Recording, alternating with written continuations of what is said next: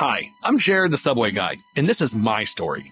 This all began with Fogle's first TV spot with Subway in 2000. So after working with Subway for 4 years, in 2004, Jared established the Jared Foundation. Russel Taylor quickly became Jared's right-hand man in the Jared Fogle Foundation. But soon enough, Russell's dark sexual nature would come to light. He is pleading guilty to conspiracy for receiving and distributing child pornography. The foundation promised another $2 million to schools to fight childhood obesity, but between 2009 and 2013, not a single grant was ever given to any schools. Finding out that your husband and the father of your children is a child predator is devastating. After listening to Jared talk, she would sit alone, crying in a dark room for hours. To this day, he's worth around $4 million. This is my story. Ready to write yours?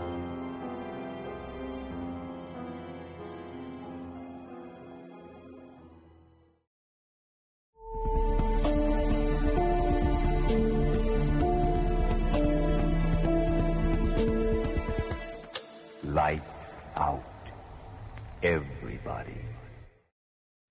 What's up, everybody? Welcome back to another episode of the Lights Out Podcast. I'm your host, Josh, and as always, I've got my boys in the building. We got Austin. Yo, what up? Mr. Mullet over here. And then behind the screens, we got Mr. Daniel. What's up, man? What's up, everybody? So today we are covering a absolute real-life monster, and one that you probably know, especially if you're a 90s kid. You may have seen him on TV because he was Subway's biggest star, Mr. Jared Fogle.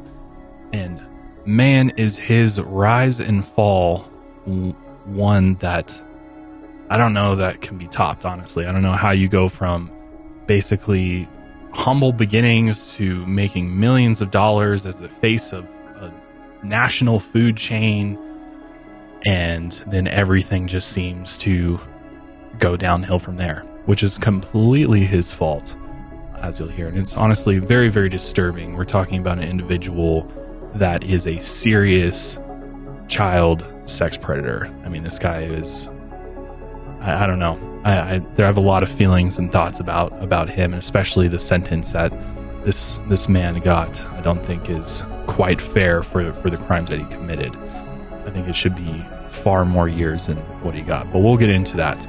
Before we do, we have some exciting news to finally, after months and months and months of teasing you guys and mentioning in previous episodes that we've got this merch collection in the works, it is finally here. You can now purchase our new cryptid collection. I'm very, very excited. We have 4 different designs. I'm actually wearing the Wendigo. It's kind of hard to see. We'll put some overlay because you can't really see too well as we're sitting down. But we've got the Wendigo long sleeve, which is really cool. Austin's got the Black Shuck. The Black Shuck. Honestly, that's my favorite right there. Yeah, I love it. Yeah, it's actually really cool. So the guy that designed these for us is actually Daniel's longtime tattoo artist and buddy. Mm-hmm, that's true. Cody Hansen. Shout out Cody Hansen for hooking us up with these sweet designs. These are all hand drawn from his imagination, and he absolutely killed it. So, and you're wearing the Mothman. Mm-hmm. So we've got the Wendigo, we've got the Black Shuck, Mothman, and Jersey Devil. And so it's 2 t-shirts, 2 long sleeves. They're now available at malharmerch.com. They are pre-shrunk, which is really nice. The quality is a lot better than our past collections. I'm very happy with it. That it's very soft, and honestly, the sizing runs a little bit big, I would say. Like, I'm wearing an XL, and I'm a pretty big guy. So just keep that in mind when you're ordering. But yeah, check it out, milehighmerch.com. Available now. We ship worldwide. Go get them while they're available, though, because we are not going to be restocking this collection. Once it's sold out, and we're on to the next one. So great way to support the show. We really appreciate everybody who's bought merch in the past and who's going to purchase something from the cryptid collection. And let us know which design you like the most if you're watching on YouTube in the comment section or on Instagram. But another great and free way to support the show is just make sure you're subscribed to us on YouTube. There's a ton of you that watch YouTube that aren't subscribed. So make sure you're subscribed to us over there, but also head over to Spotify, hit that follow button for us. It does really help us out. Or if you're an Apple person, Apple Podcast works as well. Make sure you're subscribed to us over there. But yeah, it's great ways to support the show. We're really excited about this merch collection. We worked very, very hard on it. So let us know your thoughts. But without further ado, let's dive into the absolutely dark story of Jared Fogle. So health is really important to me. I know it's probably important to all of you as well. It's a very deeply human thing, and it has to be personal. So Care Of is there to help you find what works specifically for you. Care Of is a subscription service that ships high-quality personalized vitamins, supplements, and powders conveniently to your door every month. If you go on the Care Of website, they hook you up with this quiz that you can take. It digs into your lifestyle and your health goals, and it gives you this kind of personalized, doctor-backed recommendation. You get a 30-day supply, and then if you feel like it's not really working for you, you can switch it up. You can try out some different supplements. Care Of makes taking your vitamins on the go this summer so convenient with individual little daily packs that are perfect for travel. Care Of's daily vitamin packs are made with plant-based compostable film to help limit the impact on the environment without compromising the quality or safety of their products, which is also nice. Personally, I've been taking B Complex, which is for energy support. I do feel much better after I take them. I get a little boost in my energy, which is nice. I also take this specific focus blend that they made for me, which is also really nice. For 50% off your first Care Of order, go to takecareof.com and enter the code LightsOut50. Again, let's go to takecareof.com and enter the code LightsOut50. So Jared Scott Fogle was born on August 23rd, 1977 in Indianapolis, Indiana. As a child, he was well-liked and good-natured, and he was raised in a typical all-American family.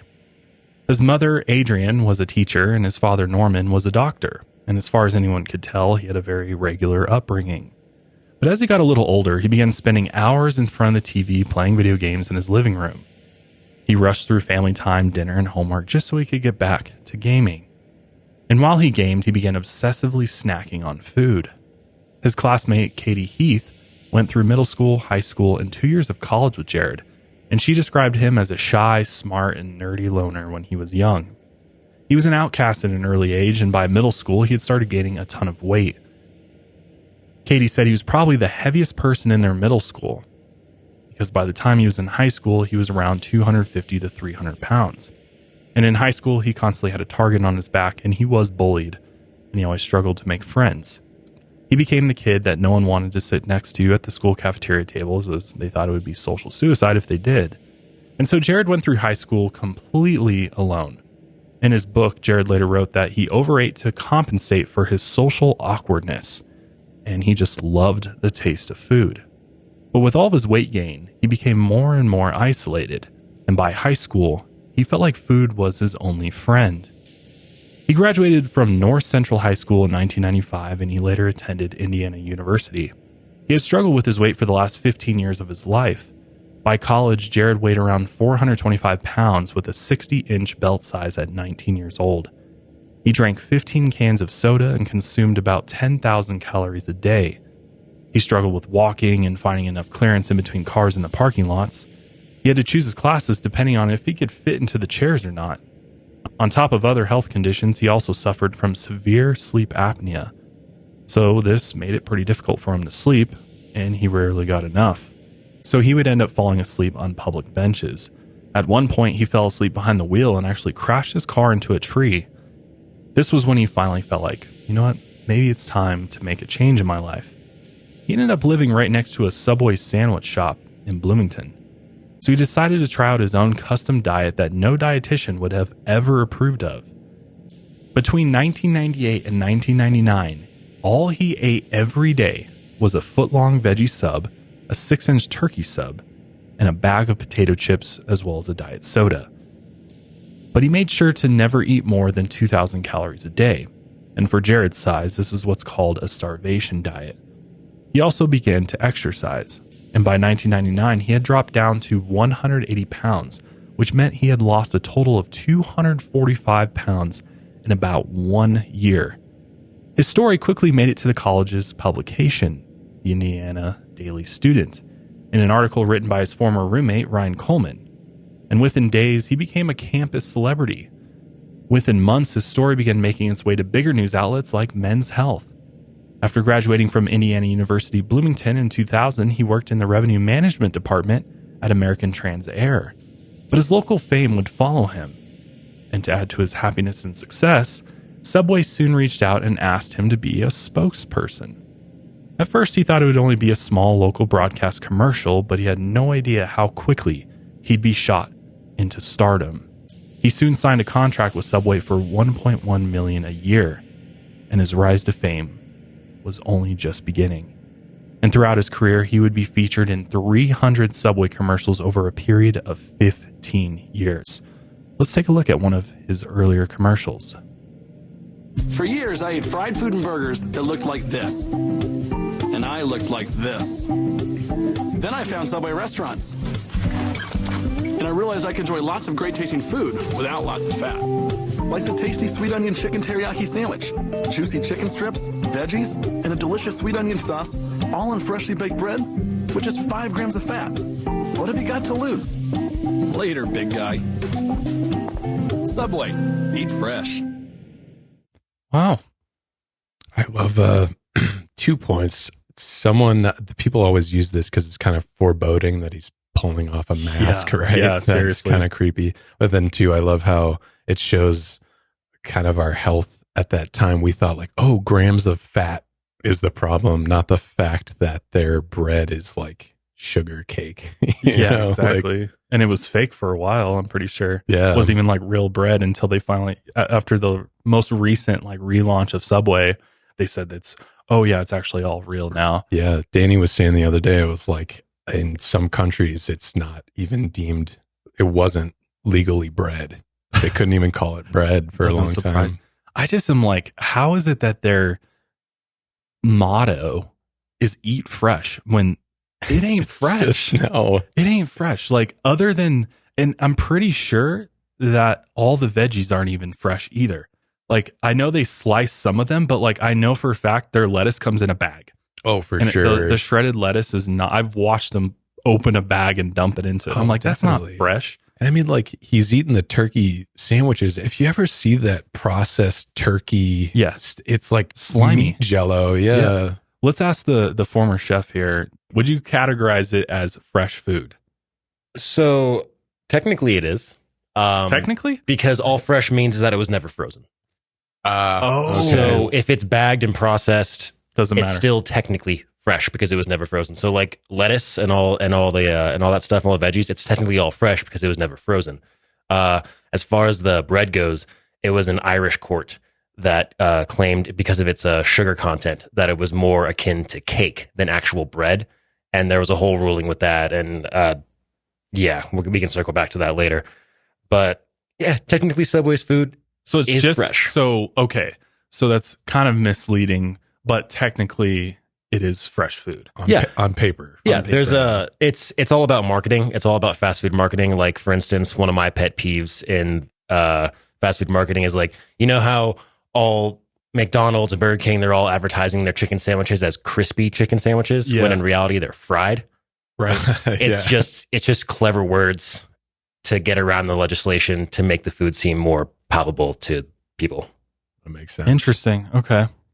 So Subway is not lying to us per se, but they're definitely choosing their words very carefully to pull you in. Because I mean that was the thing for me growing up, is like Subway was like this healthy alternative for fast food, which I mean, it's fairly healthy. Like you can make a fairly healthy sandwich, and also they have the salads. And it's like I went through a keto kick where I would hit up the Subway salads, which Nice. Yeah. not the most tasty, not even really a salad, to be honest with you, but it's healthier than say burger and fries, right? So I guess I could see why it's kind of sort of this healthier restaurant.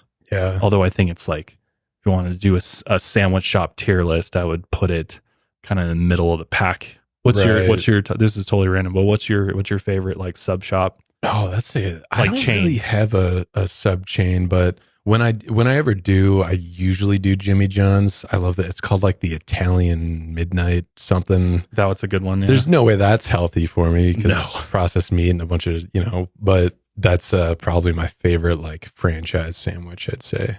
If you want to sponsor me, hit me up. I'd say for me, Jersey Mike's is mine. I like Jersey Mike's. Oh, Jersey Mike's hits. is really good. And I think they have, out of all of the fast food sandwich shops, have the best quality meat too.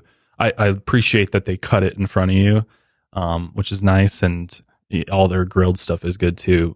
But yeah, Jersey Mike's is my go-to for subs. Yeah, Jimmy John's for me is down there. The bread is good. I won't lie, the bread's pretty good, but I just feel like the rest of it's just tasteless, bland. I think my favorite part about it is that you can get the pickles. Like you could be like, can you quarter a pickle for me? And the you pickles just are. get that. I'll give them that. I think they have the best pickles probably. Yeah, pretty good. But honestly, I rarely get sandwiches. We do have someone in the office though. I won't name names, but someone is a big Subway stan in this office. We might have to shame him a little bit later after this episode. But Danny, what about you? Favorite subs? I have to go with Josh on this one. Yeah, Jersey Mike's just slaps.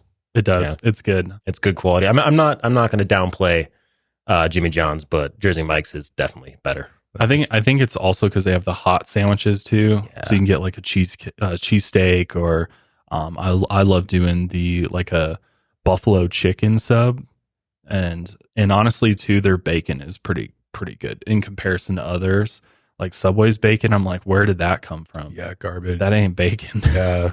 You know what? I take it back. Not Jimmy John's. I'm going Quiznos. Oh, dude, they're like all failing across the country. There's only like 2 in the Denver metro area. There's one in the airport. I know, because when I that's first the one came we go here, to. I went straight to Quiznos because I was like, I don't have that many back home. So yeah. Yeah, it's interesting that they're kind of falling off the top. Yeah, because they used to be everywhere. There's only a few in this area.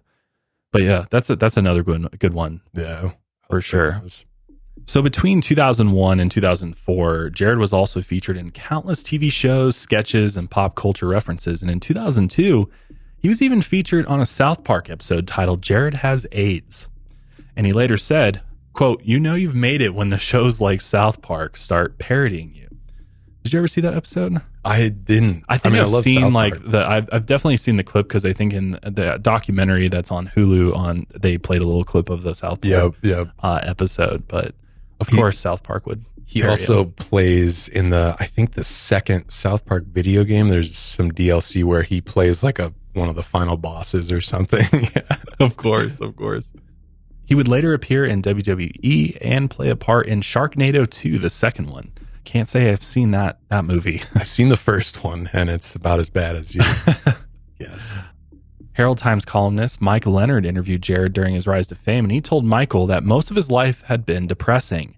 The more weight he gained, the worse he felt, and the more isolated he became. But after his weight loss, his whole life had changed, and he quickly became one of the most successful spokespersons of all time. In the first year of his work with Subway, their sales increased by 18%, which is absolutely mind-blowing. And within 10 years, Subway's revenue would triple from $3.1 billion to $11.4 billion.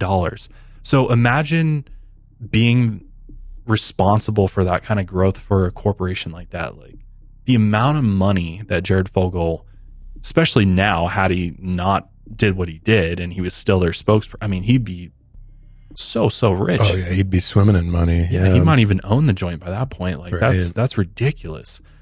But the truth was, Subway wasn't healthier than any other fast food place. The only reason Jared lost that much weight was because his caloric intake was way lower than it used to be.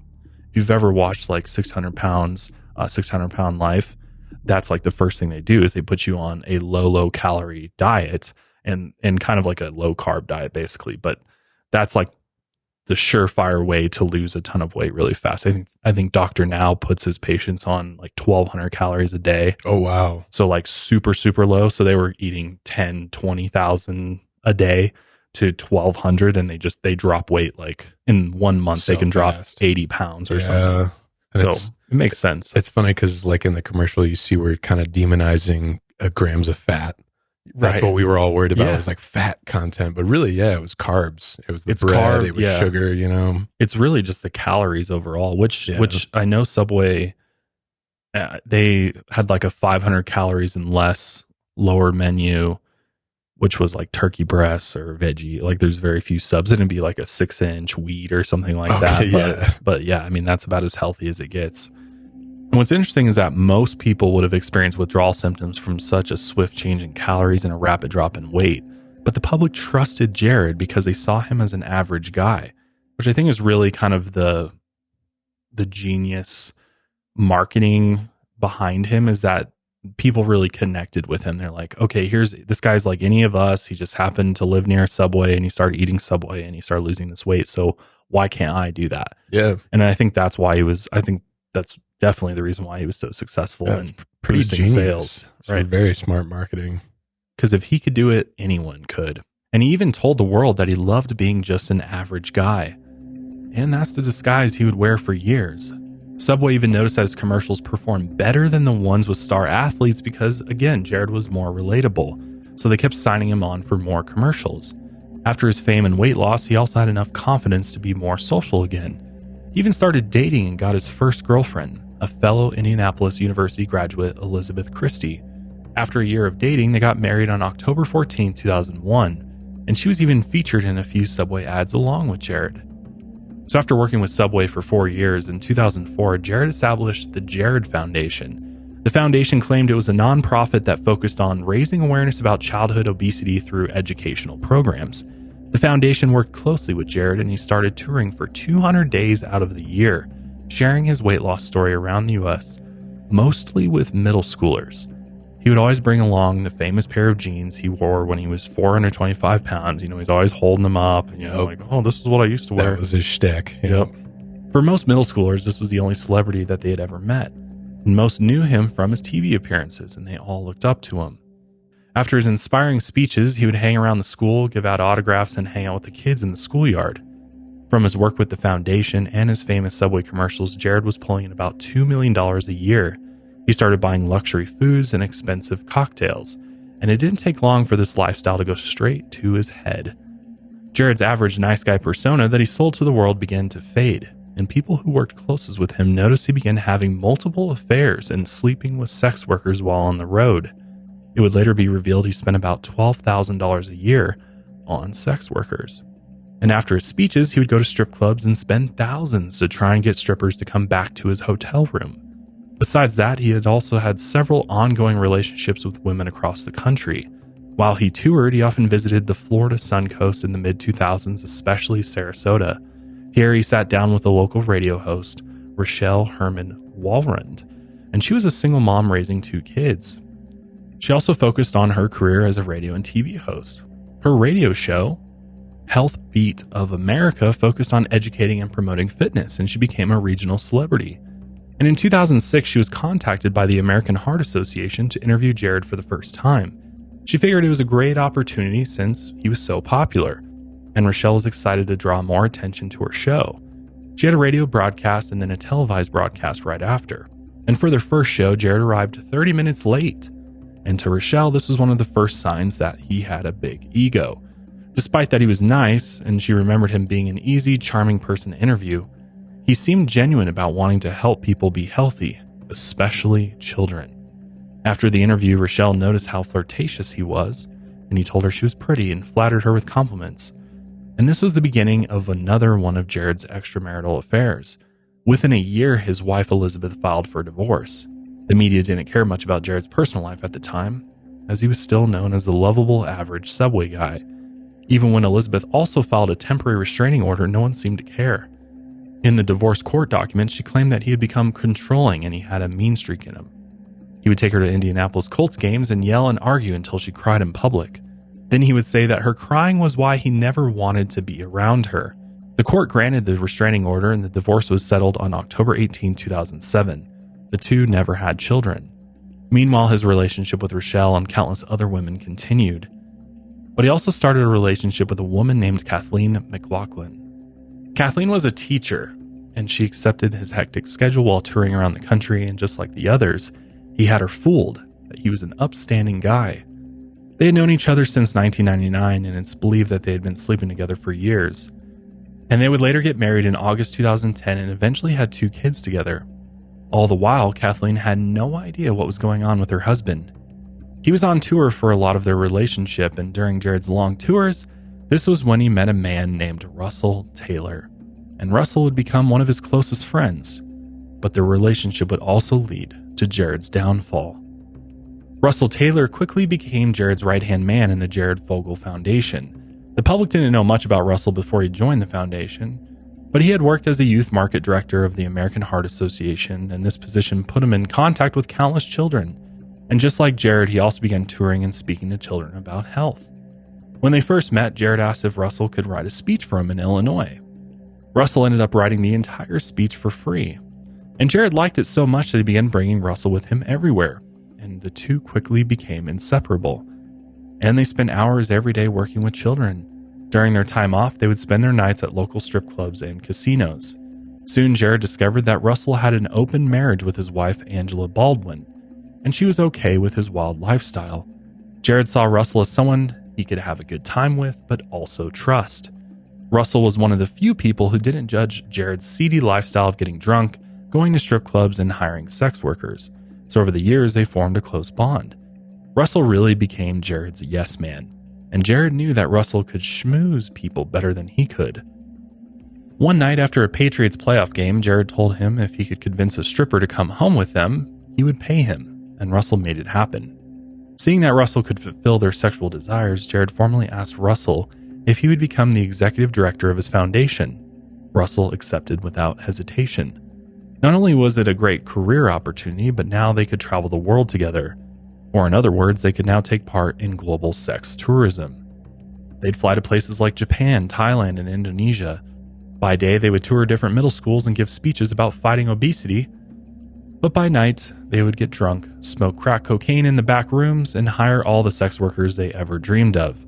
But soon enough, Russell's dark sexual nature would come to light. As it turned out, Russel also enjoyed bestiality and watching his wife Angela perform sexual acts with animals. Meanwhile, he continued to be the executive director of Jared's foundation. So as a surprise to pretty much no one now, the Jared Fogle Foundation was really just a way for Jared to look good on paper and to make money without being taxed, which is kind of what a lot of celebrities do. They donate their money or they have a foundation, and it's just a way to dodge. Not to say that some don't do a lot of good work. Oh, for sure. Tons of celebrities that do tons of good charity work through their foundations. For sure. But I agree, there's definitely some out there that use it just for the tax purposes. It's a very easy way to dodge the tax man. So they ended up raising $650,000 for charity between the years 2008 and 2013, but they only donated $145,000 of that. The foundation promised another $2 million to schools to fight childhood obesity, but between 2009 and 2013, not a single grant was ever given to any schools. So where is this money going? Most of the money spent went straight to Russell and Jared, and more than a quarter of the foundation's funds went, quote, missing. The foundation didn't even bother to pay its $5 annual registration fee to the state of Indiana, this would kind of cause the collapse of the foundation, or at least cause for it to be technically dissolved, was just that $5 annual registration fee. You would think that they would be smarter than that. Right. And they would at least make sure that they're paying the government what the government wants to keep that nonprofit legit or foundation legit. It's just such a silly thing to miss. So, I mean, really, in the grand scheme of things, this foundation had the mask of doing good things for the world, but really it was just a way for them to make money and evade taxes, essentially. Yeah, evade taxes, and in a really sick way so Jared could keep hanging out with kids. Yeah, that's true. Yeah. Using it as a tool to create events where he could come in contact with children. For the longest time, I had no idea how many subscriptions I was paying for on a monthly basis. Everywhere you buy stuff these days offers a subscription model, and it's so easy to, use your subscription once or twice and then forget that you're still subscribed. And before you know it, you're giving this company hundreds of dollars that you didn't intend on giving because you forgot you were subscribed to it. Well, I'm here to tell you about an amazing app that makes it extremely easy to actually manage your money and look at all of those subscriptions you currently have. So I'm here today to tell you about Rocket Money. Rocket Money is a personal finance app that finds and cancels your unwanted subscriptions. It monitors your spending and helps you lower your bills all in one place. Again, over 80% of people have subscriptions that they've forgotten about, and chances are you're one of them too. Basically, you just connect your bank accounts to Rocket Money and it goes through, scrubs your bank account statements, and it actually finds those subscriptions for you and then gives you an option to have them cancel it for you. Rocket Money also helps you manage all your finances in one place and automatically categorizes your expenses so you can easily track your budget in real time. Over 3 million people, including myself, have used Rocket Money, saving the average person up to $720 a year. It's a no-brainer to use Rocket Money. I mean, it's free to download and it really is an amazing app. It monitors your credit as well. It's really the all-in-one finance app that everybody should have. So stop throwing your money away, cancel unwanted subscriptions, and manage your expenses the easy way by going to rocketmoney.com/lightsout. That's rocketmoney.com/lightsout. Check it out. rocketmoney.com/lightsout. So as Russell and Jared toured the world, Russell said that he had become paranoid that someone was stealing from him. So he set up hidden security cameras in his office and his home. He hid these cameras in small electronics like alarm clocks in bedrooms, and they were motion activated. When they turned on, they saved what was being recorded and sent it to Russell's computer. And this was how Russell created his first instance of child pornography. But of course, he later claimed it was on accident. While on tour, a camera in his home office activated and he caught an underage intern having sex with her boyfriend. When he told Jared about the footage, instead of being repulsed, he got excited, and he demanded Russell to put more cameras in his home, hoping he would catch more underage kids having sex. He even told him to try and get footage of specific children he was attracted to. Russell then made it so Jared could easily access the footage, and he began having children stay at his home where he installed hidden cameras, and he aimed the cameras at the beds and bathrooms. He and his wife Angela would get Angela's daughters and their teenage friends drunk until they were unaware of what was happening. And the cameras would record the minors changing their clothes, showering, or having sex with each other in the guest rooms. Russell even put the cameras in his own stepdaughters' bedrooms and bathrooms. How fucking sick is that? He would then review the footage to make sure it was good enough for Jared before sending it to him. And if it wasn't good enough, he would keep it stored on his personal computer. From this point on, Jared and Russell's seedy relationship was in complete control of Jared. Just like his first wife said, Jared became more controlling as time went on, and he ended up treating Russell the same way. He often reminded him that he controlled all of his finances. Jared had bought him an expensive home and a Mercedes, so he would be indebted to him forever. Jared even referred to himself as Russell's daddy. He would get Russell to say how much he loved Daddy, and he reminded him that Daddy paid for everything. This control even got down to things like his diet, and Jared would force Russell to eat food that went against his gluten intolerance. He loved seeing how far he could push him. As it later turned out, this abusive relationship was on par with most of Russell's life. From early childhood, he suffered from sexual and physical abuse.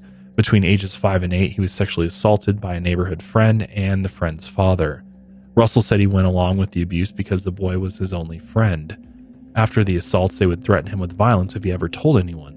His neighbor even shot Russell with a pellet gun just to prove his threats were real. The abuse only stopped because Russell's parents divorced and he moved in with his mother.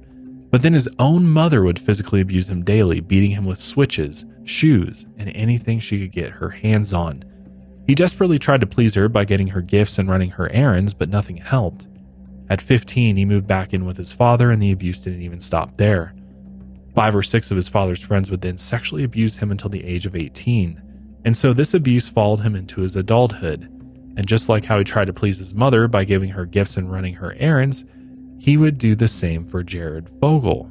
Meanwhile, Rochelle kept her relationship with Jared going, but it didn't take long before Jared would make strange remarks that Rochelle couldn't ignore any longer.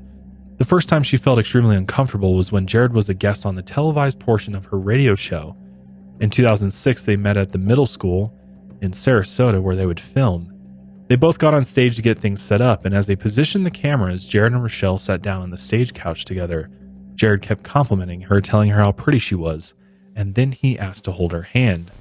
Rochelle knew at the time that Jared was in the middle of a divorce with his first wife, and she began seeing him more often. Things seemed to be going well, but then out of nowhere, Jared slowly leaned over and whispered something that Rochelle would never forget. He whispered that he thought middle school girls were so hot. At that moment, Rochelle shut down. She couldn't believe what he had just said. She was so in shock that she doubted she even heard him correctly. During her shock, one of the middle school teachers brought in a few students to speak with Jared. And soon after the televised interview started, Rochelle struggled to get through the interview, and when she got home, she didn't know what to do. It was clear to her that Jared was not who he seemed to be. The caring and compassionate man during the interviews was only a disguise. As she watched his career skyrocket, Rochelle struggled with what she knew.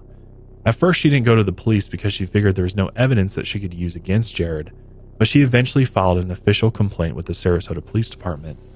At the time, all she had was the memory of those few words he had whispered to her, and she knew that it technically isn't illegal to tell someone you're attracted to children. Plus, his celebrity status was so huge that Rochelle thought no one would ever believe her, or they would just brush her off as some crazy woman Jared was having an affair with. So she knew she had to play it smart, and she started her own investigation. She tried to dig deep into Jared's past, but he was clean. There was nothing in his history that seemed off. But if she could get him to talk more, she thought she could bring him down. Her plan was to pretend she accepted Jared's interest in children so he would talk more about it, and she knew how to not overstep with her questions because it might scare him off. Their relationship was mostly long distance, meaning over the phone.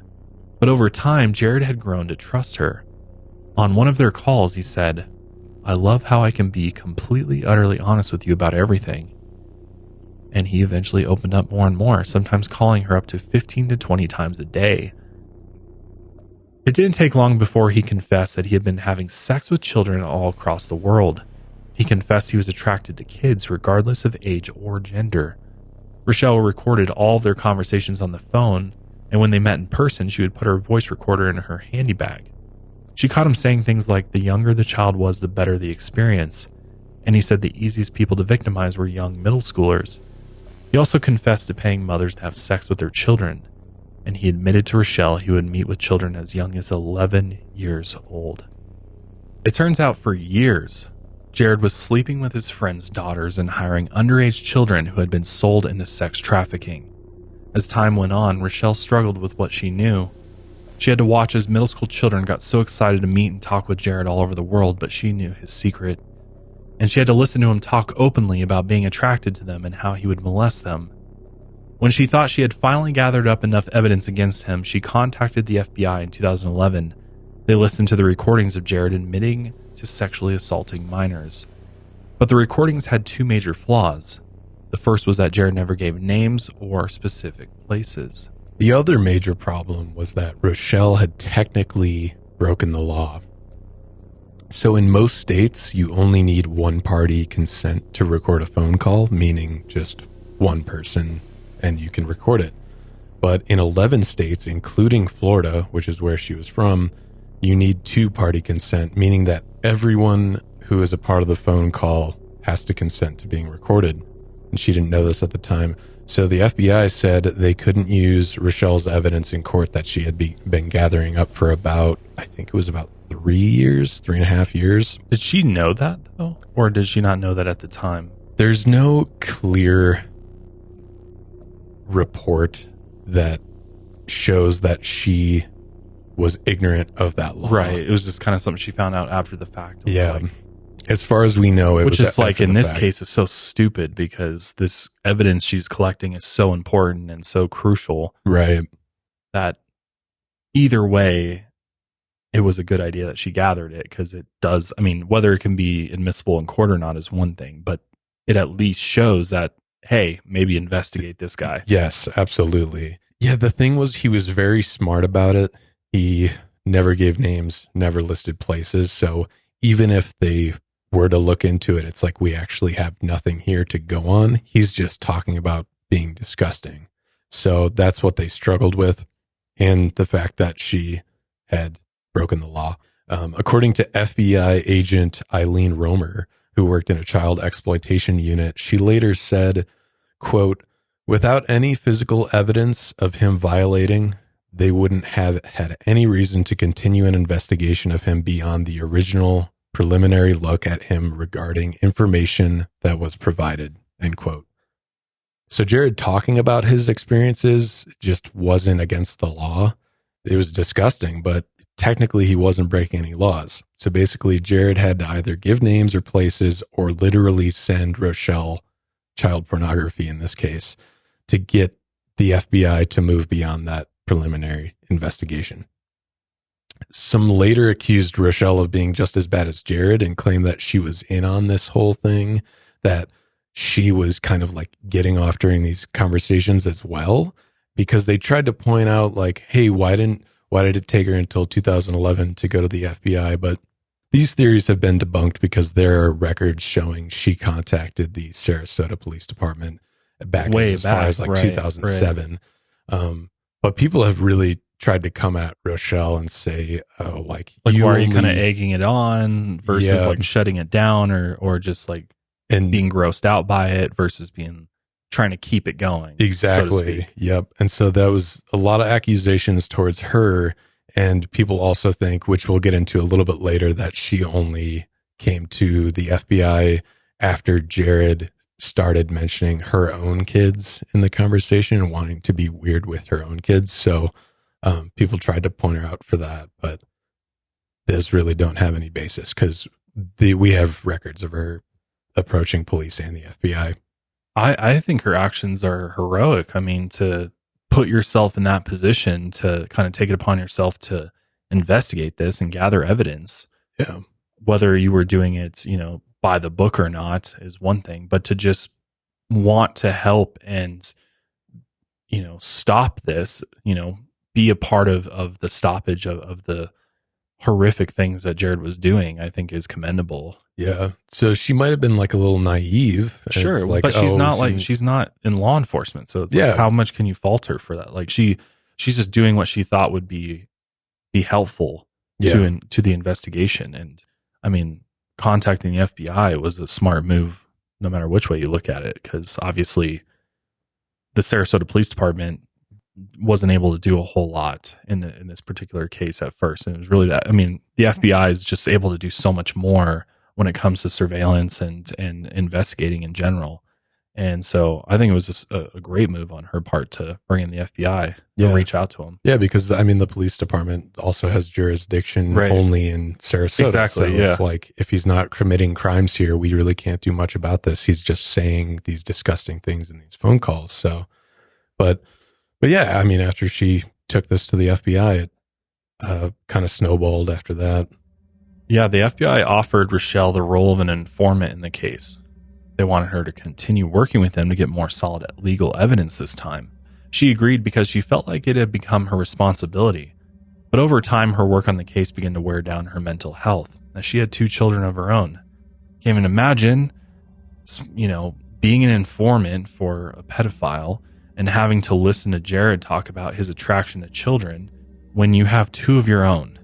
And just that right there is just, I mean, took a lot of bravery to do that. She constantly felt disgusted because her children are around the same ages as the children that Jared was attracted to. She felt like just being near her own children during the investigation would corrupt them in some way, so she began to isolate herself. After listening to Jared talk, she would sit alone crying in a dark room for hours because he would tell her about having sex with young boys in Thailand and the United States. Rochelle would sometimes vomit after their conversations, so you can only imagine how disturbing these conversations were. And she felt like she had become a different person after listening to the things that Jared did. One day, she discovered that her young daughter had been in her home office at one point and read through the notes Rochelle had written about Jared. And this almost ruined Rochelle's entire relationship with her daughter. She read the most horrific things in that journal. And this was the point when Rochelle decided, you know what? It's time to step away from the investigation and focus on protecting her own children. So I guess from that perspective, I could see where people would have some criticism of Rochelle. Is like, you're putting your own kids at rest at that point. And even it's probably an accident that her kids got into some of the notes that she wrote down, but obviously that's not a good situation. Yeah. No matter what. I mean, it's just, very traumatizing for a child. By 2009, Rochelle and the FBI had come up with an endgame plan. They would lure Jared to a fake birthday party for her son. The purpose was to prove that he would cross state lines to have sex with a minor because travel proves intent, and crossing state lines would be a federal crime. That's the type of evidence that the FBI was really looking for. Jared was interested in the party, saying he was excited to see the young children checking out Rochelle's body. And then he admitted he wanted Rochelle to watch him have sex with a child. He even tried to teach Rochelle how to groom children. He even taught her his strategy on how to pick out the most vulnerable kids. And he asked her to start talking about sex in front of them. He eventually trusted Rochelle just as much as he did Russel, and he wondered how far he could push the limits. He even asked Rochelle if he could see her own children naked. Can you imagine? She later described his question as a shot to the heart. He wanted to put a camera in her own children's bedrooms, but Rochelle wouldn't let that happen. Plus, she thought they would finally arrest him during her son's staged birthday party, so she just had to wait it out. Unfortunately, Jared's schedule changed last minute, and he said he could be there in a few days instead of a week like they had originally planned. When Rochelle told the FBI, they said they couldn't get ready in 48 to 72 hours, so the staged party was canceled. This is when friends and family started to notice Rochelle becoming extremely paranoid. She'd freak out when anyone knocked on her front door, and anytime she saw a black van, she thought Jared was sending people to abduct and kill her. She believed that with all of Jared's money and power, he was going to kill her since she wouldn't let him see her kids naked. And maybe he had caught on to the sting operation. By 2010, her contact with him became less and less. She then took all of her evidence to the Sarasota police, but they told Rochelle that Jared's crimes were out of their jurisdiction, as again, none of his activities involved Sarasota. She was so frustrated that she threatened to play the recorded conversations on her own radio show, but the police told her that would scare off the suspect, and it would also create more problems for her and possibly affect her safety, so she agreed not to play them. One of the Sarasota officers then contacted the FBI, and soon enough, Rochelle's radio station and home were raided. They took every last piece of evidence Rochelle had, and they told her if she didn't stay quiet, they would charge her with impeding an ongoing investigation. And from that point on, Rochelle stepped back from the investigation. So unfortunately, today, Rochelle suffers from PTSD, and in the fall of 2012, she was diagnosed with reflex sympathetic dystrophy, or RSD. And she believes that her emotional damage from working on this case really led to this. RSD is a regional pain syndrome. It causes severe pain in one or more limbs that can last for months at a time. It's sometimes called the, quote, suicide disease because it's one of the most painful chronic diseases there is. Oh, wow. People who are afflicted often suffer from anxiety, depression, or PTSD, or combination. And her condition ended up costing her her entire career. All the while, she had to keep watching as, Jared got married to his second wife, Kathleen, and he kept making money. The foundation kept going on strong, and Jared ended up making somewhere around $15 million after this whole ordeal. And she just kind of had to sit and watch, and she knew this whole time. And I can't really imagine what that did to her mental state. To see him on TV still and in commercials and putting on these fake smiles for everybody. Yeah. Meanwhile, he's an absolute monster around children. Too. Yeah. That's, can't even imagine how you would process those things mentally, knowing that he's causing all of this destruction to these poor kids out there. Yeah. And meanwhile, he's seemingly just, not a care in the world, just, rolling in the dough and doing whatever the hell he wants. And I think it goes to show too that the fame and money really went to Jared's head, and he kind of felt like invincible, right? Yeah. Like, nobody's going to believe, somebody rats on me. Nobody's going to believe it because I'm Jared, the subway guy. Right. Yeah. And that's what she thought. She was like, if I go to people and try to break this story, they're just going to think I'm a crazy ex-girlfriend or something. Right. Which is just such a problem in our society that, that's even a thought that crosses victims, brains, when thinking about the things that they go through, and especially the things that, I can't even imagine. I can't imagine. And it's just so sick to even think about the things that Jared was saying. And I'm sure it was in great detail. And Jared's meanwhile really thinks that he's got this like confidant that is into it maybe, or, doesn't have a problem with it. But meanwhile, she's literally like being tortured by the things that he's telling her. Just can't even imagine what that must have been like. So the PTSD makes sense to me, I think. Yeah, and 15 to 20 calls a day sometimes. That would take up just so much of your day. And to just, it takes it up a whole nother level when this predator's like, how about we bring your children into this? Like, that for me is just like, I'm sure she wanted to destroy him. That would be my thought, is like, I'm going to destroy this guy. Like, the fact that he even has the guts to ask me something like that is just beyond words. Like, how, I'm sure there's so many times she wanted to just like go public and just bring all of this out. Like, screw the FBI, they're taking too long. Like, justice isn't happening swiftly enough. She almost does. We'll get to that in a second here. And and you kind of can't blame her, because I would consider that's what I would do. Thing. It just is like, you would want everybody to know, like, especially if you're seeing him, nothing happened to him from a law enforcement perspective, you'd want to be the one to bring him down. Yeah. If they're not going to do it, then I'll just do it myself. And like at the FBI, it's like, we really don't know when did this investigation even start? When did they start the preliminary stuff? Like, there's just no. What were they doing? Like, what was that process like? Like, how are they going? I wonder at how deep they went, like surveillance wise. Did they tap his phones? And, at what point did the real deep investigation start for the FBI? Or if they kind of just like, put him on a list or something, kind of like haphazardly kept an eye on him for any obvious signs. But yeah, it's just crazy to think he was doing this for years. Yeah. There's one thing that we all have in common, and that is dealing with debt. No matter which way you slice it, we all have debt of some kind.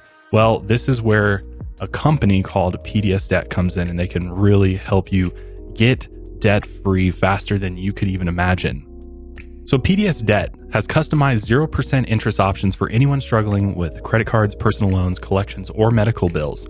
With rising interest rates and the cost of living at an all-time high, now's the time to finally take initiative with your debt. Stop waiting and start saving with your own custom debt savings options from PDS Debt. PDS Debt is giving our qualified listeners a free debt savings analysis just for completing the 30-second online debt assessment at pdsdebt.com/out. You'll receive a full breakdown on how to save on interest each month and the quickest way to take care of your debt. So if you're making payments every month on your debt and your balances aren't going down, this program is for you. PDS Debt rolls all of your payments into one low 0% interest monthly payment, and everyone with over $10,000 or more in debt qualifies, and there is no minimum credit score required, which is amazing. Bad and fair credit is accepted. Save thousands in interest and fees and pay off your debt in a fraction of the time. It takes 30 seconds to see what PDS Debt can do for you. PDS Debt is offering free debt analysis to our listeners just for completing the quick and easy debt assessment at www.pdsdebt.com/out. That's pdsdebt.com/out.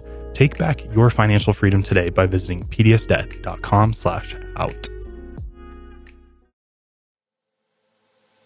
After all of Rochelle's work in the case, there was still no solid case against Jared, according to the FBI. They never arrested Jared from all of Rochelle's work as an informant, which had to have been extremely maddening. And a completely different investigation ended up being his downfall. In September 2014, Russel Taylor, if you remember, the executive director of the Jared Fogle Foundation, was investigated by the Indiana State Police. An anonymous woman reported that Russel offered her sexual pictures of animals, but police knew that having images of bestiality was not a crime in Indiana. Only the act of bestiality was. So they needed to look more into it. Up to this point, Russel had no criminal history. This anonymous woman claimed to have been friends with Russel and his wife Angela for years, and she had been introduced to them by her late husband. After her husband passed, she kept in contact with the Taylors, and she knew that they were in an open relationship. So when Russel first sent her sexual images, she played along. But after a while, his messages became worrisome. The first was when Russel asked her if he and his wife, Angela, could come over and have sex with one of her horses. She asked if he was joking, but it was clear he was being serious. He later sent a picture of a dog licking a woman's naked private area. The woman in the picture was later confirmed to be, of course, his wife, Angela. Then Russel sent her a text asking if she wanted to see pictures of naked young girls and how young she wanted them to be. The woman quickly responded, legal age. Russel responded, okay, wanted to ask, LOL. Keep in mind, we do travel to Thailand on occasion, with a smiley face emoji. Throughout the conversation, Russel had not sent her any child pornography and never admitted to having sex with children. When she handed her phone to the police, they found that Russel had sent her links to websites that had explicit material involving animals, but it wasn't clear if she had opened those links. In the links, there were videos of people with horses and dogs. Even though having images of bestiality isn't a crime, it was enough evidence to suggest the Taylors might have been making bestiality pornography or possibly child pornography in their home, so they got a search warrant for their property in Salem Creek. Police ended up finding more than 400 homemade and commercial images and videos of child porn and bestiality. Several videos involved his own family members. Russel was immediately arrested. A few days later, he tried committing suicide, and it didn't take long for friends and family to come forward to police and confess that Russel had sexually abused them over the years. Russel claimed that the accusations were false and that the evidence against him was falsified. He also claimed that the anonymous woman who outed him was having a sexual relationship with 3 of the detectives on the case, and that she also had group sex with him and his wife when she made the report. But he soon shifted his story and eventually planned on pleading guilty. He admitted to making child pornography, but only because his employer, Jared Fogle, told him to. Right after the case became public knowledge, media all over the country began covering the story. In response, Jared and his foundation immediately cut ties and condemned Russel's actions. Jared claimed he had no idea what Russel had been doing, and many were quick to defend Jared, even though he and Russel had been best friends for years. So how likely was it that he really had no idea what Russel was doing? Supposedly, Jared only spoke with Russel one time after his arrest, and he tried to cut him a deal. He said that if Russel stayed quiet about his part in the crimes, Jared would take care of Angela and his properties. He told him he would take care of all of his finances as long as Russel stayed quiet. But Jared didn't realize it was already too late. The evidence that they found in the Russel's home during that search warrant had already connected Jared to the crimes, and neither of them knew or realized how bad they were at covering their tracks. When the officers had taken Russel's phone, they quickly discovered that he had sent Jared at least one video of child pornography, and in return, Jared thanked him for, quote-unquote, getting daddy his fix. They also connected Jared to the case because Jared had personally met many of the known victims through his foundation. He'd even taken pictures of the children, saved them to his phone, and then sent the pictures to Russel. He then told Russel to get videos of these specific children. The evidence was enough to get a search warrant for Jared's house in Zionsville, Indiana, and they immediately found more evidence. His phone had 2 images of child pornography sent by Russel before his arrest. He also had a laptop that was given to him by Russel when they were out of the country, and Jared used this exclusively to watch child porn. A thumb drive was found by one of the canine units, and it had thousands of illegal pictures and videos. Some were created by Russel and others were bought by Jared on the dark web. Supposedly, the youngest victim found in Jared's stash was just 6 years old. He was also under investigation for raping 2 victims of child sex trafficking in New York City. The victims were 16 or 17 years old at the time that the crime was committed. And since Jared had crossed state lines to have sex with a minor, this was a federal crime that he could be charged for. Investigators also found messages to adults he offered finder's fees if they could get him access to minors for sex. He did this in several cities throughout the United States, including Richmond, Virginia, Kansas City, Missouri, and Las Vegas, Nevada. He had carefully planned out his tours across the country, and he scheduled his meetings with child sex traffickers months in advance. And Jared was arrested soon after. His wife Kathleen claimed she had no idea this was going on. And she took her children and fled to an undisclosed location to hide from the media, and then she filed for divorce and asked for full custody of their children. Let's listen to a statement made by Kathleen. When the FBI banged on my door on July 7th, 2015, I thought it was the worst day of my life. I had no idea that the nightmare was just beginning. Like the rest of America, I was shocked to learn what I learned in the weeks and months to follow. First, let me say to the victims of my ex-husband, you're never far from my thoughts and prayers.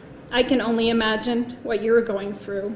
A mother's most basic instinct is to protect her children, and this is one of the worst horrific crimes. I know the healing process is lifelong. Finding out that your husband and the father of your children is a child predator, and knowing that his job involved him visiting schools on a regular basis is devastating. Finding out that Subway did not act upon at least one complaint while continuing to utilize Jared as their spokesperson and facilitate his visits to those hundreds of schools is beyond comprehension. I filed this lawsuit today because I have questions that someday my children will ask me, and that I imagine the families of the 14 victims are asking. Questions to which I have no other way to get answers. Questions like, what did Subway know? When did they know it? What investigations did they conduct? Did they ever notify the authorities? I also filed this lawsuit because I am seeking damages from Subway. As the complaint alleges, there have been news reports that Subway received at least one complaint of Jared's sexual interest in children. Subway even took the step of marketing him as a family man and used my children and my likeness in that campaign. I did not give them consent to do so.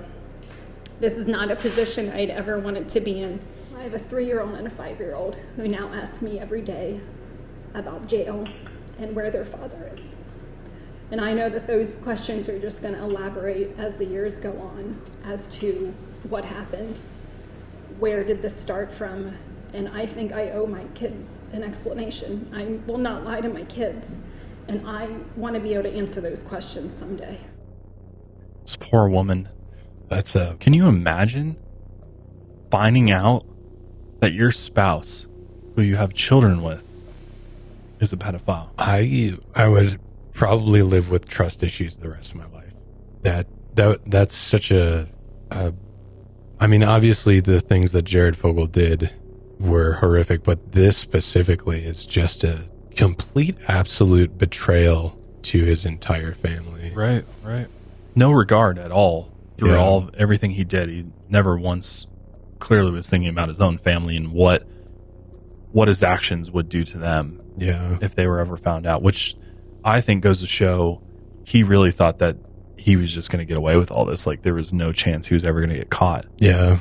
And if he did, like he tried to do, he'd just pay somebody off, right? He would just use his wealth and status to try and hide it. And obviously you can dive even deeper and be like, well, who else knew about this, right? Like at the high, with those celebrity circles and things like that, obviously there's tons of sexual abuse of children that happens at the highest levels of elite circles. And so you wonder if, who he would, it said he met with child sex traffickers and things like that. And I wonder who he may have connected with or how he ever even got started in this, right? Like how did he even, and obviously Russel is, based on what the investigation shows, that was sort of his in to this world. But for all we know, there could have been others too that sort of, brought him into these shady contacts that are involved in the world of sex trafficking. And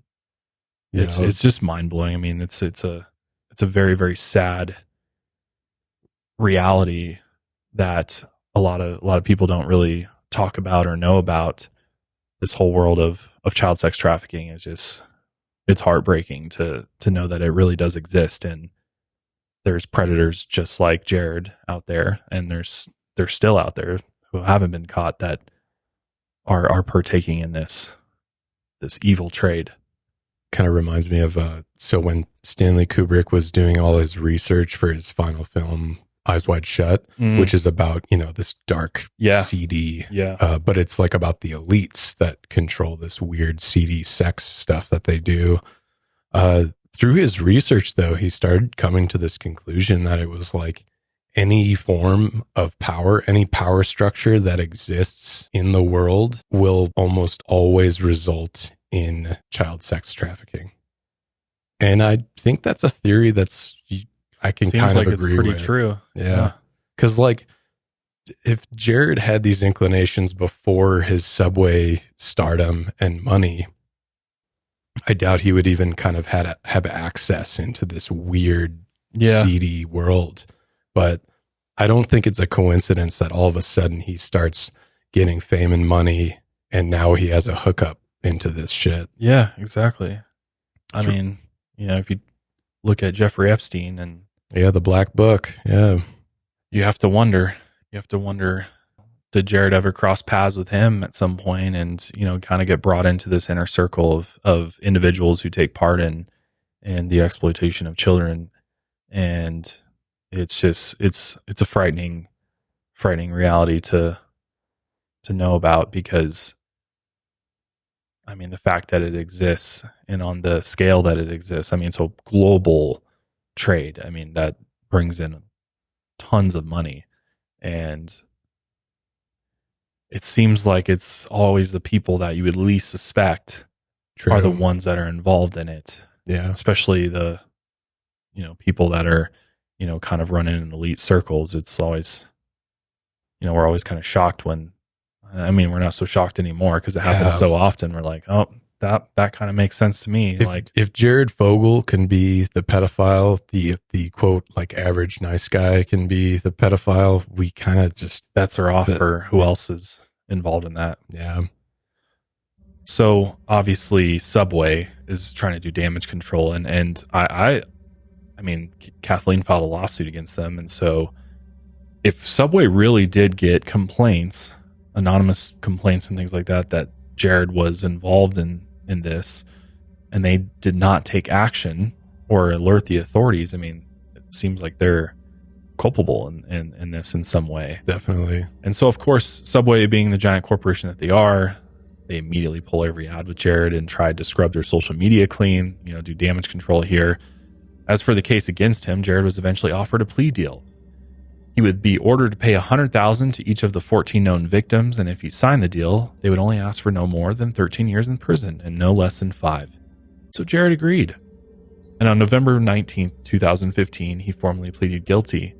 In the courtroom, they all listened to Rochelle's recordings of how Jared bragged about having sex with minors all over the globe. His defense attorneys had him evaluated as part of their defense, and the experts claimed that Jared had an addiction to sex or hypersexuality once he lost weight, and they claimed his food addiction had evolved into a sex addiction after he lost weight. The defense also tried to frame his problem as mild pedophilia, which, what does that even mean? How is there any sort of scale for pedophilia? Like, mild? And it's just like, of course they're trying to like conveniently say, oh, he was addicted to food, now he's addicted to sex. What a leap in logic. Yeah. That's the most brain dead thing I've ever heard in a defense.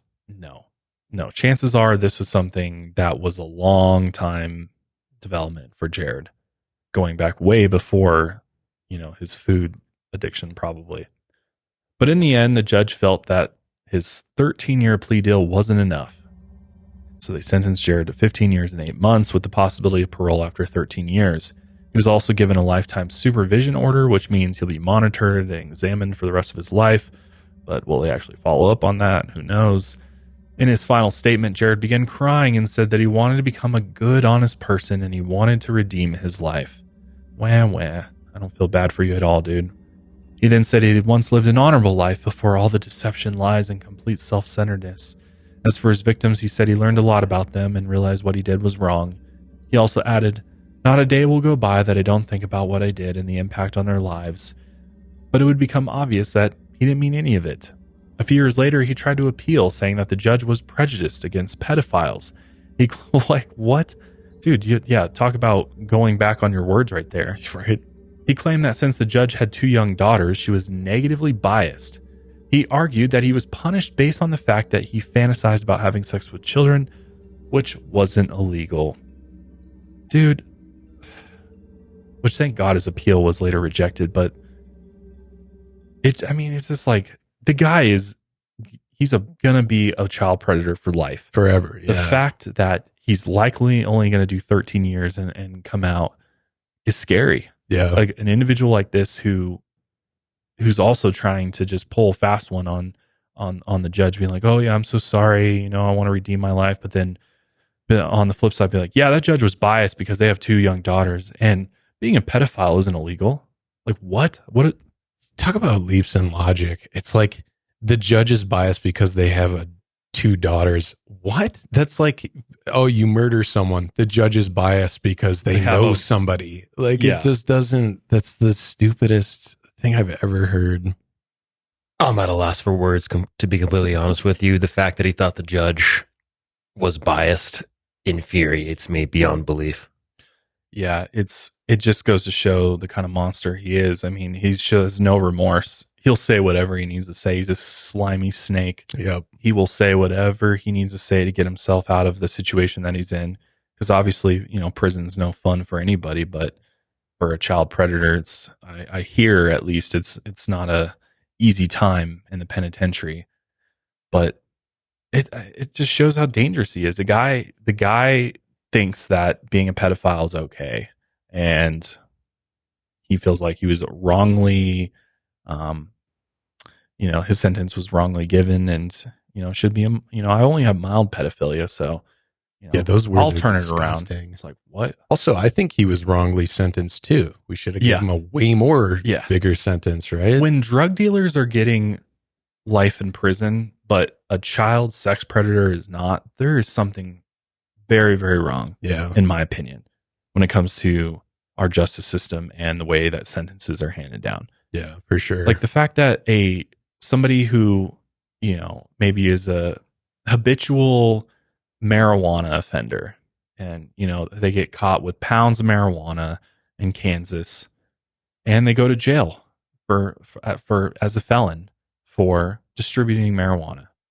But somebody like Jared Fogle, who's literally destroying children's lives around the planet, is given just a portion of that drug dealer sentence.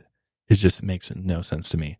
I can break down the sentencing a little bit, because I looked into it because it was mind-boggling to me as well. Is that common to get at 15 years? Like, so Jared's official convictions were for distributing and receiving child pornography and traveling in interstate commerce to engage in unlawful commercial sex acts with minors, which is what that second one was really what the FBI wanted to go for, because they knew that would get more years in prison.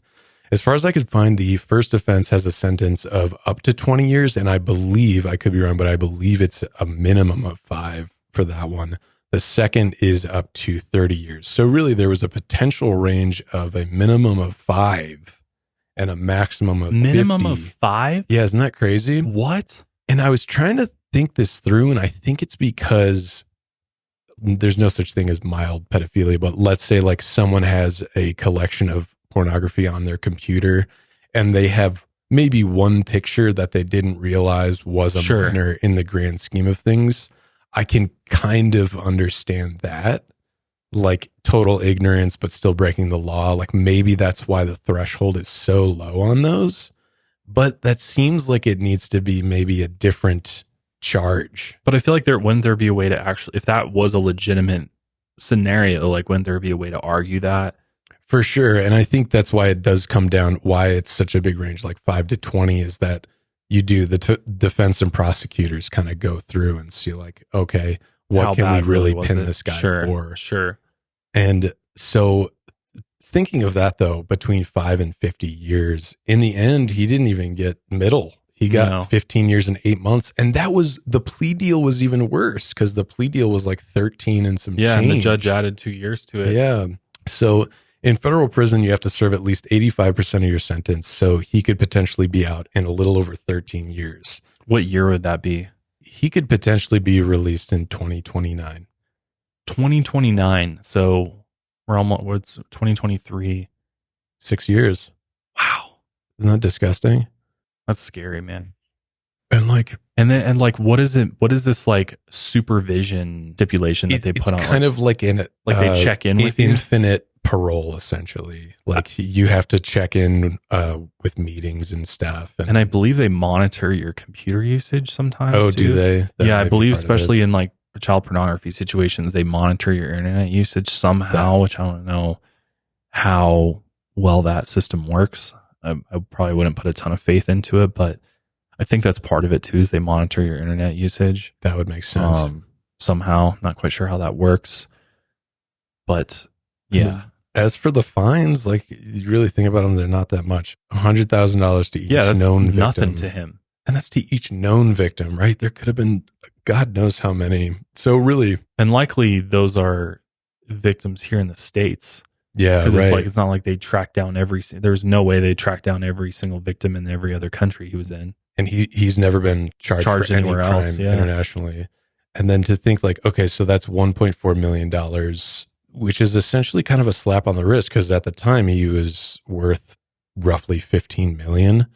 Yeah, I'm sure his net worth was probably more than that. And so I don't know. I did check up, those net worth websites, which there's not, a lot of the times they're totally wrong, but they said he's still to this day, he's worth around 4 million. I would assume that legal fees, paying his lawyers and whatnot. But I mean, this guy just doesn't, he can be out in 6 years and he still has a decent amount of money after everything. It's just like, how is he not charged with like being a child rapist? Like, I think it's lack of evidence. Because it's like, yeah, it's crazy to me, because that's obviously what's going on, but they're only able to hit him with, traveling in interstate commerce to engage in unlawful commercial sex acts with minors. Like, the charges should be way more severe, I feel like, than what he even got, based on what he actually did. And obviously Rochelle would know better than anybody what he did. Right. So it's like the fact that that's all they were able to come up with is shocking to me, because he's clearly guilty of far more than that, which kind of brings up this whole conversation of, is the punishment adequate for child predators? Like, if we increase the severity of the punishment, are we able to combat this seemingly epidemic in our country? And one particular state, obviously probably one of the most controversial states in the entire United States, is Florida, of course. And their governor, Ron DeSantis, just pushed through a law, which I'm going to have Daniel speak on the specifics of it. But basically, if you are a child rapist, I believe, but it might extend to all forms of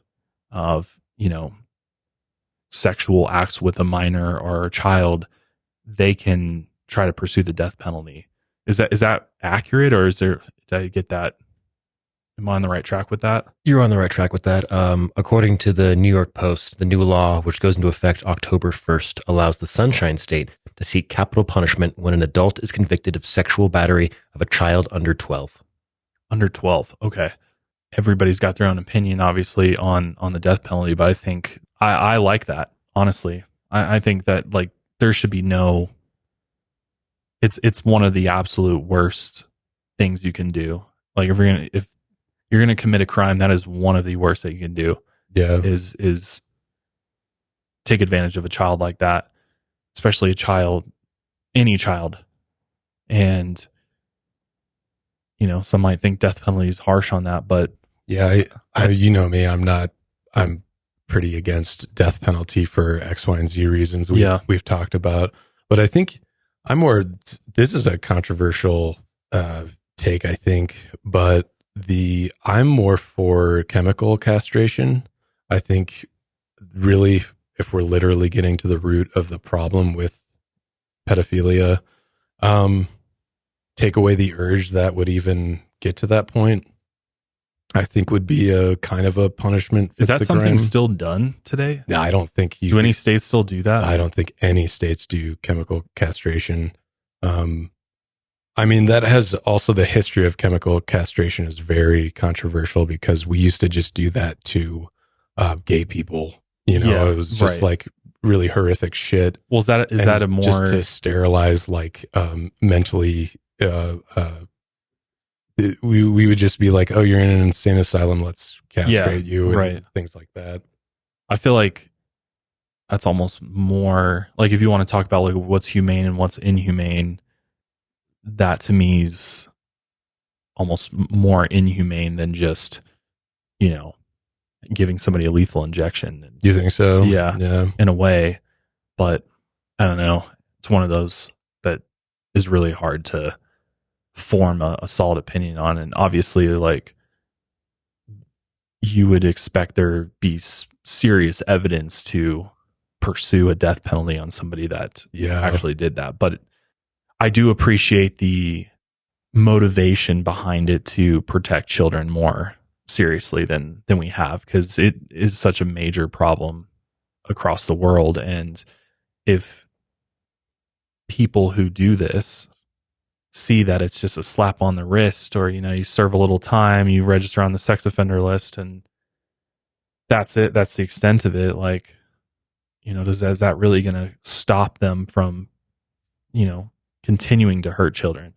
In my mind, no. Prison isn't a great deterrent, in my opinion, anymore for people, like, especially people who've been in and out of prison before. It's not like as I guess scary to them as potentially losing your life over, if I do this and I get caught, I could potentially be, you know, lethally injected, and that's the end.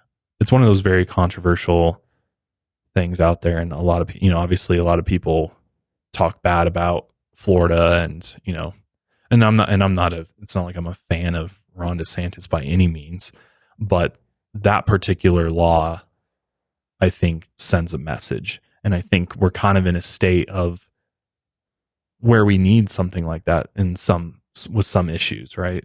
To hopefully and will it do anything? I don't know. I mean, it hasn't gone into effect yet, so it may not change anything, but I think it's a start, because I think it's important to protect the most vulnerable, and that's children, right? I mean, I think too, your opinion changes when you become a parent too. I hate to like pull that card, Yep, but I'm out of this conversation now. Yeah, well, it's like, I mean, it's hard to look at it. You do change, like, when you become a parent, you are like, I would do anything to protect my child, and if there was ever somebody that tried to do that or did do that to my child, I would fully pursue death for that individual, for sure. Yeah. Because the damage that they did to my child will never be able to fully recover from. And I think that's the most difficult thing of it, is it impacts a child for life. And obviously with therapy and whatever else, you can work through it and deal with it, but it never, that trauma never goes away. And I just don't think there's a punishment that equates that kind of damage other than that person either being locked away forever or given the death penalty. And unfortunately, as we see, these predators get slaps on the wrist most of the time, and they're back out in the public. Yeah, I think we could both agree on that. There's clearly not enough done. No, there's not. There's not enough done to protect children, and especially protect children online. And it's a scary world, man. It's definitely like one of the things that I think about a lot is we're in such a technological age too, where all, like, everything is at your fingertips, and you could talk to anybody online. Like, the internet's a blessing and a curse, and it seems like every day it's becoming more of a curse than it is a blessing anymore. Of like, it used to, you know, it'd be like, oh, it's connected the world and it's done all these great things, but at the same time, it's also given evil a lot of power, in my opinion. For sure. And so, yeah, I guess that's my thoughts on it. I could go on and on, but at the end of the day, Jared Fogle got very lucky with the deal he got, and he deserves way more than 13 or 15 years. Yeah. To circle back to Austin talking about chemical castration, it still is a thing. Really? 2 states, predominantly California and Florida, permit convicted sex offenders to be injected with I'm not going to try to pronounce the names of these chemicals, but it's chemical castration chemicals. Wow. California. California states. and That's Florida. surprising. And then Yeah. Texas also permits surgical castration of offenders. Wow. Wow. So like full on physical removal. Mhm. Wow. That started in 1997, and I mean it's very rare. In I was like, how often are they actually doing this? like an span of 8 years, there was 3 people. Oh, wow. So Yeah. it's It's like, very rare. And then in 2019, Alabama became the latest state to adopt a mandatory chemical castration law. This law forces adult sex offenders whose victims were 12 or younger to begin the treatment at least a month before getting released on parole and to continue until a court determines that they can stop. I mean, I know it's seen as inhumane, but I'm on board because I think that really just gets to the root of the issue. And I think if it was more normalized, we could even do programs to where it's like, if I'm having these thoughts about children, we provide these state-run clinics to be like, go get yourself taken care of, castrate yourself. It might just lead to the protection of way more people. I just don't think people are going to willingly do that. yeah. You And I don't think we should think ever normalize. I think I pedophilia. would. I think I would. I don't know. Maybe that's just me. I just wonder what the link is though. Like, is there scientific evidence that backs up castrating yourself, like would affect your thoughts on that? Well, we do know that also a part of like pedophilia and sexual assault, it's also about power. It's not Right. That's just what I'm a saying is it's sexual not just problem. like, I don't know that it's like a surefire fix for this issue, I guess is what I'm saying. And I think it might work for some, but I feel like some it may not. Yeah. And you know, I think there's a lot of ways. I think it's a more complicated issue than we even understand. And I see what you're saying. Definitely. and because it's like if that was like, you would think if that was the surefire fix, like why the hell would it not be everywhere and like a mandatory thing, like you said, or even just readily available, right? Well, I think it's because it has a history of being abused and misused, and it's like marginalized people have been more affected by it. So that's why we were like, we have to get rid of this completely. It's And just we've like we never- always swing from like one extreme to the other, right? It's Yeah. like we swing this way, and then the government's like, oh, you know, that's too much, so that's inhumane. So we swing back this way. We're never Yeah. able to kind of find the right middle ground. I mean, Yep. I'm speaking to the choir on basically every issue in our world is like extreme to extreme, and you know, if we Yeah. could just fall somewhere in the middle, you know, maybe things would work a little bit better. But yeah, I don't know. I'm curious to see what you out there as a listener, viewer, think about this conversation, because it's obviously very controversial, very tough one to really think about in detail, especially, and figure out where you stand on the issue. But I'm curious because obviously everybody's kind of got their own opinion, and you bring your own biases to the table when you talk about this stuff. But I'm curious to see what you think about it out there. But following the trial, it was discovered that Rochelle wasn't the only girlfriend of Jared's who knew about his seedy behavior and actually tried to report it. Jared had been sleeping with a woman named Cindy Mills, a Subway franchise owner, years before. They met at the grand opening of one of her stores in 2008, and they quickly began having a sexual relationship. It wasn't long before he asked her to do uncomfortable things. In a series of texts, he told her to post herself on Craigslist and have sex with as many men as she could while he watched. He offered to pay her $500 for every man she slept with. When he mentioned Craigslist, she asked if that was the website he had used to pay a 16-year-old girl to have sex with him. He responded, "It was amazing," basically insinuating that Craigslist was a place for child sex trafficking, which doesn't surprise me at all. Later, he asked if Cindy would hook him up with her underage cousin and if she would be interested in a three-way. He kept pushing her towards going along with his pedophilia, but she eventually reported him to Subway management. In her email, she attached all the messages as proof.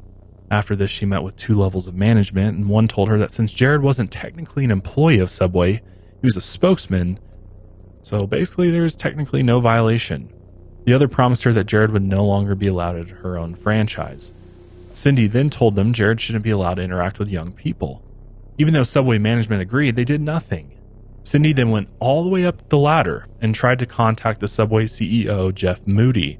She claimed she told him that Jared had slept with a 9-year-old child.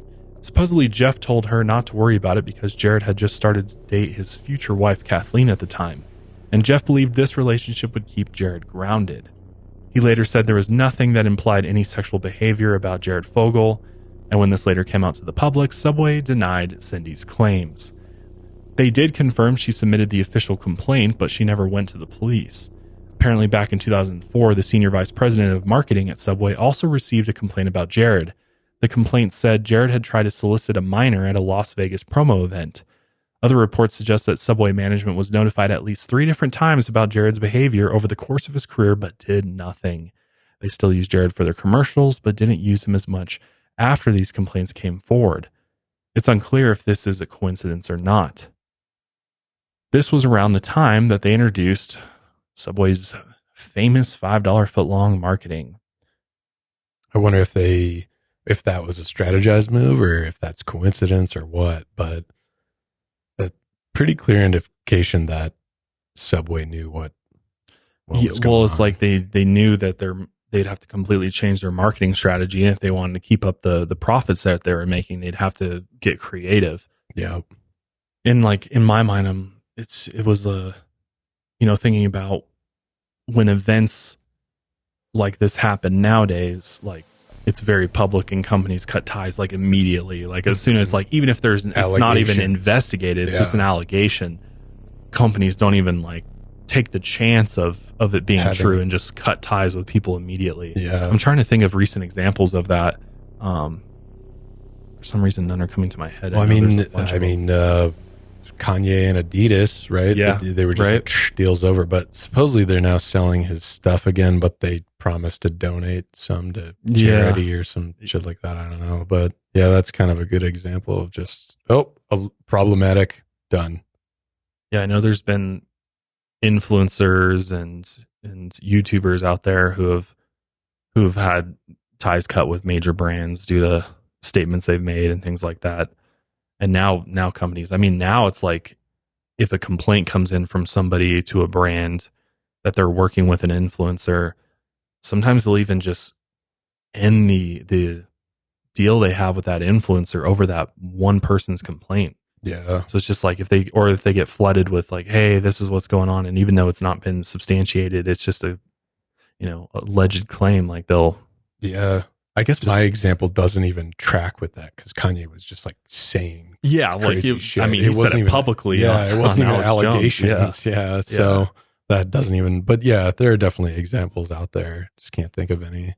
There's obviously tons of actors and stuff that no longer have careers. I'm thinking like James Franco and stuff like that, where it was like before, the claims had been like fully investigating everything, like people are cutting ties with him on different deals that he had. And there's so many others.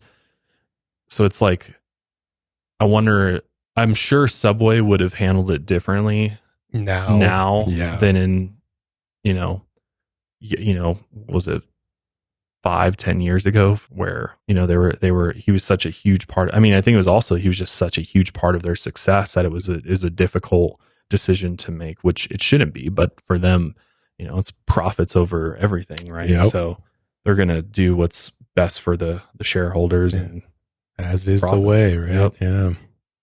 His ex-wife Kathleen later sued Subway in 2016, claiming that they knew Jared was a pedophile since 2004. Wow. But did nothing because they wanted to protect the company's reputation. If that's true, yeah, Subway is canceled. Right. Honestly, 2004. Like, come on. Kathleen claims that they had willingly put children in danger because they were more worried about making money. Her lawsuit, sending him on all those tours. Yeah, they were and cool events with it. and promo events where children are there, and he's speaking at middle schools. Yep. The fact that a child predator is touring the country, visiting middle schools, and hanging out with children, and Subway's sponsoring that is. Yeah, and even if they were like, oh, well, his work with the foundation also did the touring. It's like, yeah, but he wouldn't even have that foundation if it weren't for his stardom through Subway. We all know this hinges on Subway. Could have took him down way sooner. Yep. And they didn't. Yep. Especially if everything that Kathleen's alleging is true. Yep. She also claimed that the lawsuit was for invasion of privacy and intentional infliction of emotional distress. A judge later dismissed the lawsuit for, quote, lack of personal jurisdiction in October 2017 because she had filed the lawsuit in Connecticut, which confused me at first. Then I looked into it. Neither Kathleen or the defendant, which is Subway in this case, were located in the state. They didn't have like headquarters there. So I was like, why did she file it in Connecticut? Supposedly she filed it because in Connecticut, the courts more often benefit the plaintiff in cases of negligence. So it was kind of just a strategic move, but it ended up backfiring. As years passed, Angela Baldwin's daughters, which were Russell Taylor's stepdaughters, Christian and Hannah, have since opened up about their mother and stepfather. Hannah was 10 and Christian was 13 when they first met Russell. After he married their mother, they watched as Angela changed from a strict mother into a party animal, to the point where they couldn't even recognize her. She used to be strict and take them to church every week, but after the marriage to Russell, she started giving them weed and alcohol and let them party in the house. They really just let them live like adults. And they often told the girls, age is just a number. As months passed, their mom opened up about her strange sexual behavior, and she even began telling her daughters about sexually explicit details involving their stepdad. Over time, Russell and Angela groomed both of their children, and it got to the point where Russell would ask them to watch porn. He'd even leave dildos on their beds in front of open laptops, and he tried to get them to talk about their sexual explorations. At one point, he took his two stepdaughters and their underage friend to Jared's house, and Jared later texted Russell talking about how attracted he was to their friend and asked if he could have sex with her. After the investigations had opened up, Christian and Hannah had to identify themselves and their closest friends in hundreds of pictures and videos. The FBI also showed them text messages where their mother talked about wanting to have sex with them and wanted to watch Russell having sex with them as well. Today, they're still coming to terms with everything that had happened. But Russell Taylor was first convicted in 2015, but his charges were overturned in 2020 because his original defense lawyer was proved to be ineffective. He was later retried and pled guilty in 2021, and in May 2022, he was sentenced to 27 years in prison on 12 counts of sexual exploitation of a child and 1 count of distribution of child pornography. Some reports claim that his youngest victims were between 6 or 9 years old. It was later reported that after he was first arrested, he worked with law enforcement to help build the case against Jared. He was also sentenced to a lifetime of supervised release and must register as a sex offender. As for his wife Angela, she pleaded not guilty and went to trial in October 2021. She was convicted of 2 counts of production of child sexual abuse material, 1 count of conspiracy to produce child sexual abuse material, and 1 count of possession of child sexual abuse material. She was sentenced to 33 years and 4 months in prison. So how the hell did Jared get such a good deal? Like, I agree the mother should have been, gotten decades and decades, but it's just when you put that up against Jared's sentencing, it doesn't make sense. It almost seems like Jared's status helped him out. Yep. And he probably had really good lawyers, I can imagine. Yep. Best of the best. As for Jared, his sentence was upheld in 2016 after he tried to appeal it. He tried to claim he was a sovereign citizen, but his request was denied. Okay, dude. Literally just swinging for the fences there. Right. Some claim his time in prison has been pretty easy. Most believe pedophiles are constantly attacked in prison, but some sources say Jared has rarely been assaulted. Others have claimed he's been constantly assaulted after first arriving in Inglewood Prison here in Colorado. Right when he got there, the other prisoners began chanting, "Fuck Jared." His injuries included a bloody nose, facial bruising, and neck abrasions after he was jumped in the prison yard. Supposedly, he was assaulted so often that the prison warden had to initiate a prison-wide mandate to get the other inmates to stop assaulting Jared. A fellow inmate, Mark Brooks, told a different tale. He served 8 months in the low-security federal correctional institution where Jared was later held. In February 2019, Mark said Jared was living the life in there. He's eating good, working out, cooking, not a care in the world. Supposedly he's watching movies, making crafts, and cooking himself fancy meals. He's also enrolled in self-improvement programs and classes. But in 2021, Jared later responded by letter for the first time while in prison, saying that he was not taking cooking classes or eating fancy foods. COVID protocols had limited the programs in the prison, but he did confirm he ran 4 to 5 miles every day, saying that he was in the best shape of his life. Here's a picture of what he looks like now. It looks like he's lost even more weight, jogging around the prison track. He also admitted he watched sports on TV and read the New York Times and historical fiction books daily. Then he confessed he royally screwed up and was completely selfish. He looks forward to being released and restarting his life. Supposedly, Jared also had several relationships while in prison. Multiple women have called him on the regular and have spoken to him sexually, which I'll never understand that. Several of these phone calls have been released, and in these calls, Jared has asked them to send sexual pictures to him. So is he really rehabilitating there in prison? Sure doesn't seem like it. But he's still being held as of today in the FCI Inglewood prison in Colorado, and after everything he's done, Jared Fogle might be released as early as March 24th, 2029.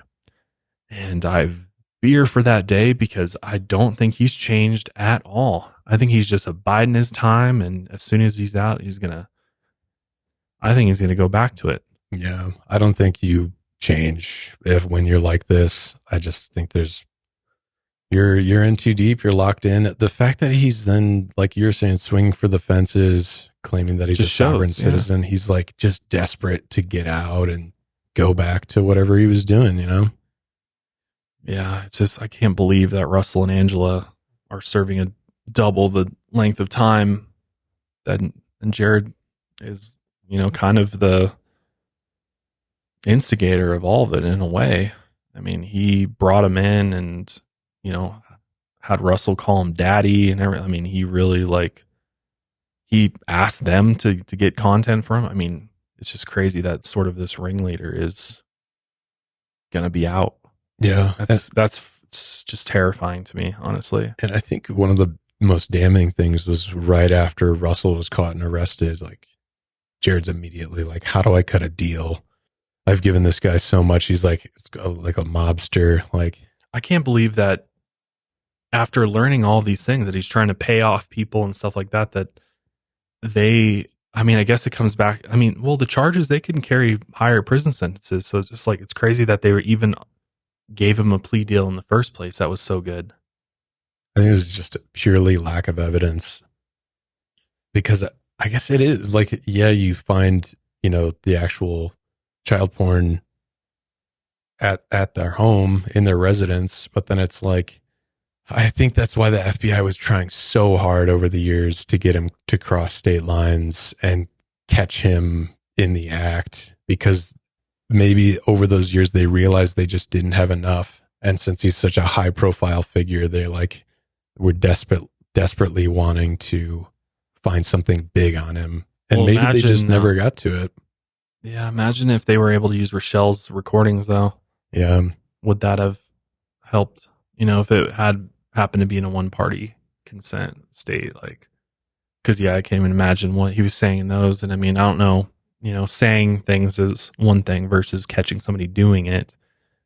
But yeah, it's like, I just worry that now he's learned nothing, and if anything, he's learned how to now not get caught. Yeah. And how to keep it, closer to him where he's not having people building cases against him. But also, I mean, it seems like he's probably still got significant wealth. I can imagine he's got to pay like 1.4 million and plus legal fees that he had to pay for his case and stuff. But I'm sure he's not broke coming out of prison. So it's almost like he's just looking forward to getting back to his old life again.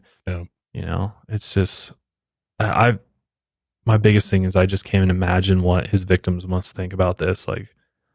And Rochelle and those that know about the things that he did, thinking that, wow, this monster is going to get out. It's got to be, I can't even imagine if it was my child that this monster had done this to her, and knowing that he's going to be free again is just beyond me. It's sickening. Yeah. The guy deserves to rot in prison for the rest of his life or worse. But yeah, that is the very disturbing rise and fall of Jared Fogle, the Subway star. And it definitely makes you think twice about supporting Subway. I know for me, I'm like, I don't want to give Subway another dime of my money ever again. Yeah. With that being said, we're going to go ahead and wrap up today's episode there. Let us know your thoughts if you're watching on YouTube, or if you're listening somewhere else. Go let us know on Instagram, and we're also on TikTok as well. But yeah, check out the new cryptid collection. It's milehighermerch.com. Get it while you can. Once it's out, it's gone forever. But we will see you guys next week. And until then, lights out, everybody.